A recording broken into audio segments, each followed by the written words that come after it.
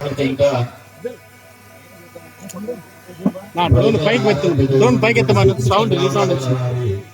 విగ్రహావిష్కరణ సందర్భంగా ఏర్పాటు చేసినటువంటి ఈ కార్యక్రమానికి అధ్యక్షత వహించినటువంటి సోదరుడు వెంకటనారాయణ గారికి, అదేవిధంగా ఈ రోజున మీ అందరూ ఎంతో అభిమానించేటువంటి మీ కుల బాంధవులు జగన్ గారు, పెద్దలు గౌరవ జగన్ గారికి, అదేవిధంగా నేను ఇప్పుడు రాజకీయాల్లో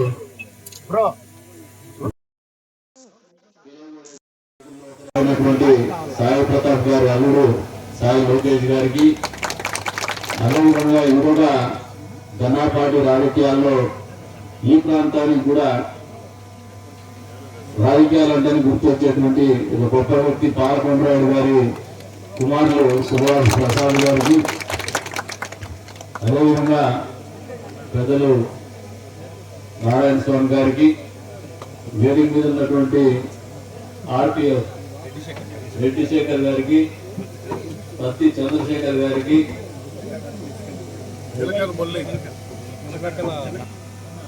గౌరవ శ్రీనివాసులు గారికి, వాళ్ళ పేరు పెట్టబడి పర్లేదు మనవాళ్ళు కదా.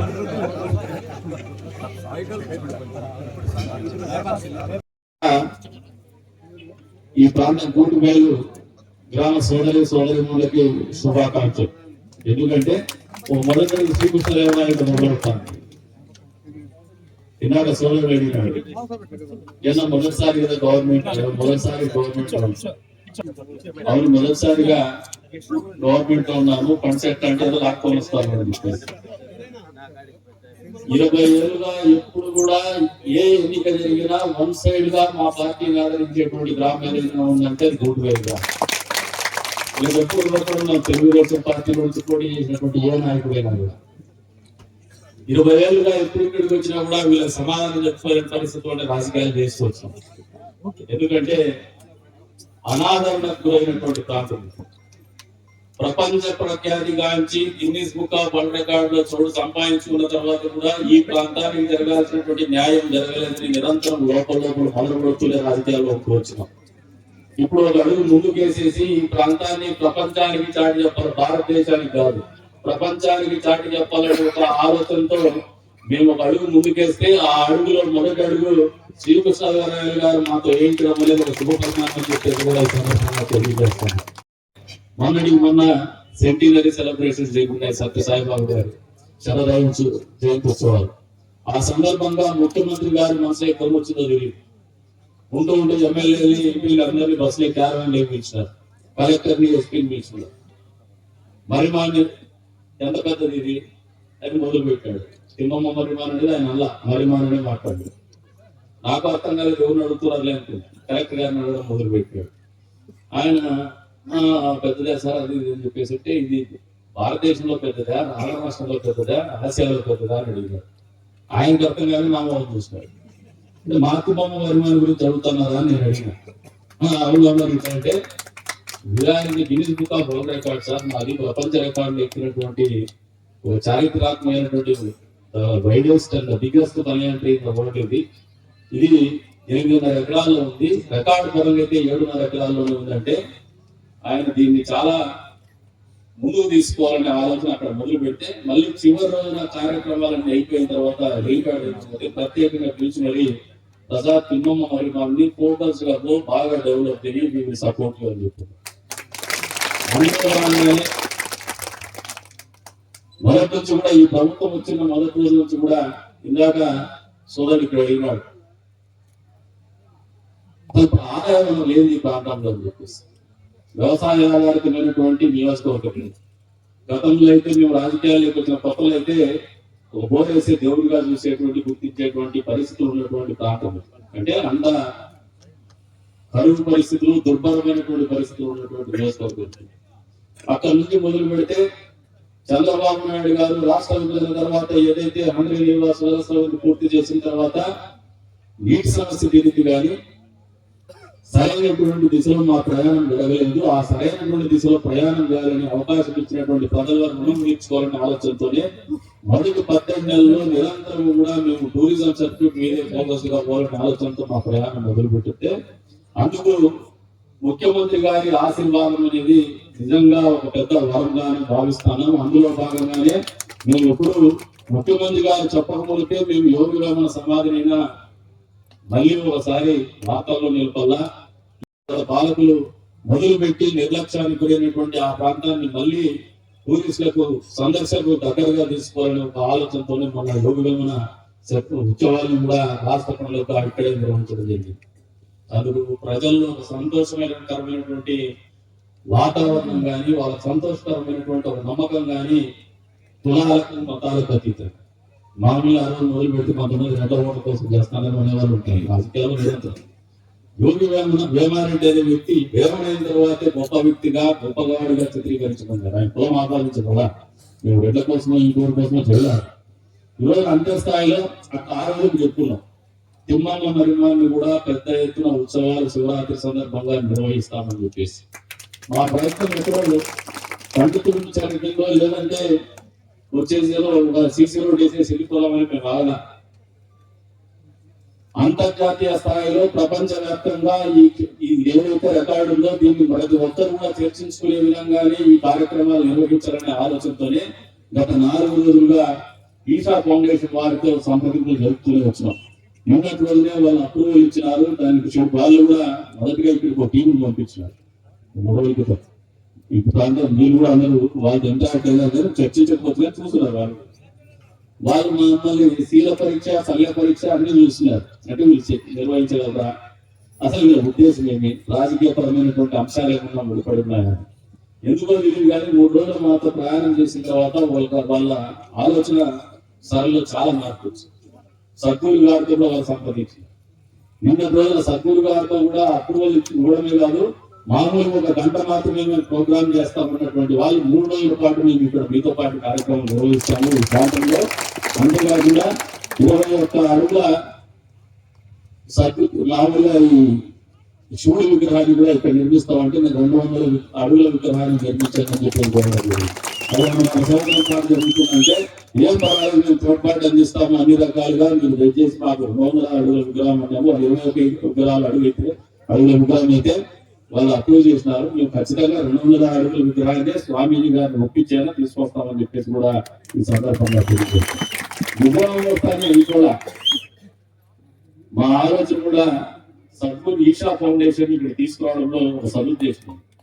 మా మనసులో ఒక బలంగా ఈ ప్రాంత వాసులు వర్షం వచ్చినా రాకపోయినా కన్నీళ్ళు మాత్రం వాళ్ళ కంట్రోల్ రాకూడదు, వాళ్ళ ఆదాయ వనరులు పెరగల్లా, వాళ్ళ తలసరి ఆదాయం పెరగాలనే ఆలోచనతోనే టూరిజం మీద చాలా ఫోకస్ గా పోతున్నాం. ప్రభుత్వం తరఫు నుంచి కూడా పూర్తి స్థాయిలో దానికి సహాయ సహకారాలు ఉన్నాయనేది కూడా వాస్తవం అందరూ కూడా తెలియజేస్తారు. విగ్రహ ప్రదాత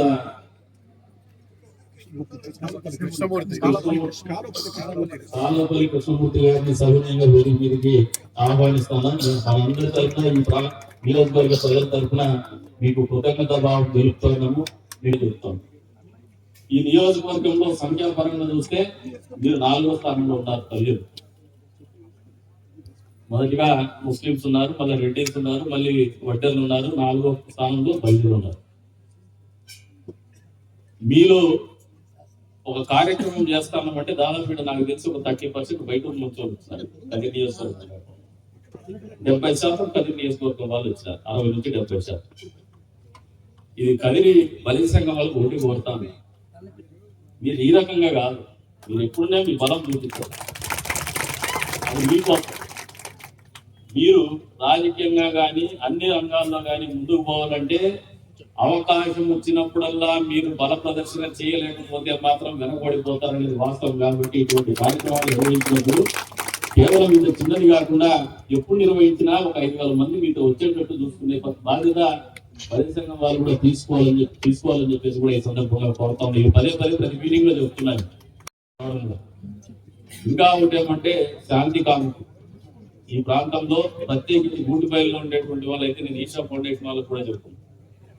లవబుల్ పీపుల్, అద్భుతమైనటువంటి వ్యక్తులు ఇక్కడ ఉన్నటువంటి నివసించేటువంటి మనుషులు చాలా ప్రేమిక గుణంతో ఉంటారు, చాలా శాంతి కాంక్షలు ఉంటారు. టూరిస్ట్ ఎవరైనా నిజంగా ఎంకరేజ్ చేయాలంటే ఇటువంటి అట్మాస్ఫియర్ అవసరం ఇక్కడ.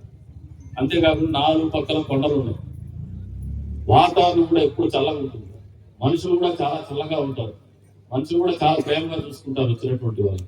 ఇన్ని రకాలైనటువంటి వాతావరణాలు ఉన్నా ఇంత వెనుకబాటు ఉందంటే అది మా పాలకుల తప్పే. ఈ పాలకుల తప్పు నుంచి నేర్చుకున్నా ఇంకా ఏమాత్రం నిర్లక్ష్యానికి ఈ ప్రాంతం గురి కాదు. తుమ్మమ్మ పరిమాణం అనేది 14, 15, 16 తారీఖు జరిగేటువంటి శివరాత్రి 2026 శివరాత్రి ఉత్సవాలకు ముందు, శివరాత్రి ఉత్సవాల తర్వాత అనేది ఖచ్చితంగా మీరందరూ ఇక్కడ వచ్చినటువంటి ప్రతి ఒక్కరు కూడా గుర్తిస్తారని చెప్పి, గుర్తించే విధంగానే నిర్వహిస్తామని చెప్పేసి ఈ సందర్భంగా తెలియజేస్తున్నాం. తద్వారా ఎన్ని ఏళ్ళుగా దాదాపు 42 సంవత్సరాలుగా పార్టీకి వెన్నంటే ఉంటూ ప్రతి కార్యక్రమంలో కూడా పార్టీకి వెన్నుదన్నుగా నిలిచినటువంటి ఈ గ్రామ రుణం కూడా, ఈ ప్రాంత రుణం కూడా తెలుగుదేశం పార్టీ కూటమి ప్రభుత్వం తరఫున తీర్చుకుంటామని తెలియజేస్తాం. మీటింగ్ లో కూడా మీరు ఎన్నిసార్లు అడిగినా నా నోట్లో మాట రాలా. అభివృద్ధి చేయాలా, తుమ్మమ్మ పరిమాణాన్ని అభివృద్ధి చేయాలని ఒక పెద్ద ఆయన డిప్యూటీ కలెక్టర్ గారు ఆయన చంపేవారు రామానంద రెడ్డి గారు. ఆయన ఎన్ని లెటర్లు రాసింటారంటే అన్ని లెటర్ రాసింటారు.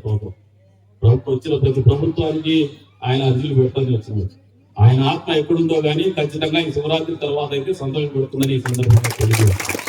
అంతే స్థాయిలో మీ అందరి తోడ్పాటు, సహాయ సహకారాలు కూడా వచ్చే రోజుల్లో ఈ ప్రాంత అభివృద్ధి కోసం ఉండాలని చెప్పేసి కూడా మీకు అందరూ కూడా కోరుకుంటాను.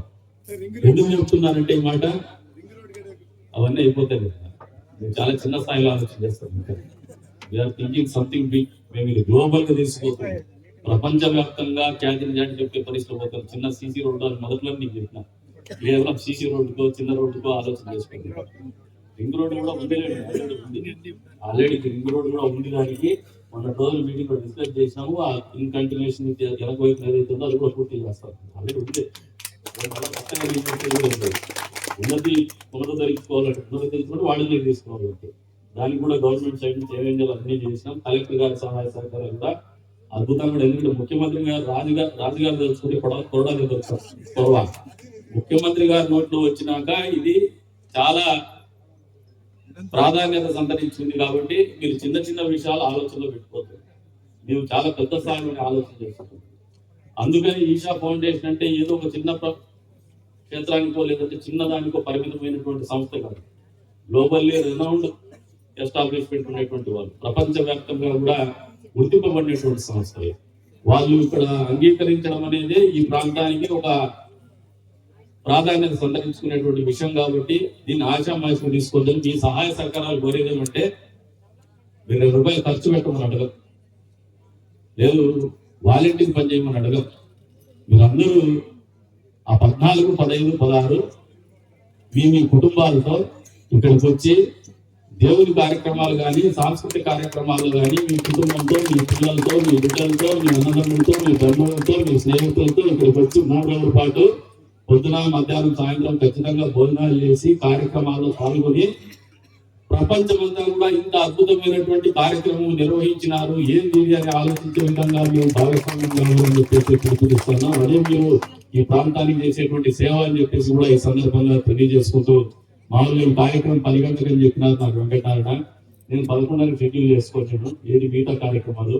కాబట్టి మొదటిగా నేను మైక్ తీసుకొని అడిగి తీసుకుంటున్నాను. దాన్ని అన్నదా భావించద్దండి. మీరు ఎవరిని అగౌరవపరచడమో లేదంటే తప్పుగా చూపించేటువంటి ఆలోచనతో కాదు, సవినయంగా తెలియజేస్తాను. మీరంటే మాకు మనస్ఫూర్తిగా గౌరవం ఉంది. ఆ గౌరవం ఎక్కడ కూడా ఇంత కూడా తక్కువగా ఉందని ఆలోచించద్దండి. దయచేసి ఇంతటితో నేను ముగిస్తూ మీ అందరికీ కూడా ధన్యవాదాలు తెలుపుతున్నాను ఈ కార్యక్రమం వచ్చిన దానికి. అంతేకాకుండా ఈ ముగించిన తర్వాత మీ అందరూ నాకు దయచేసి అనుమతిస్తే ఈ మీటింగ్ నుంచి నిష్క్రమిస్తానని చెప్పేసి కూడా సెలవు ఇస్తూ అవకాశం కల్పించిన మీ అందరికీ కూడా పేర్కొన్న ధన్యవాదాలు తెలుపుకుంటూ సెలవు తీసుకుంటున్నాను.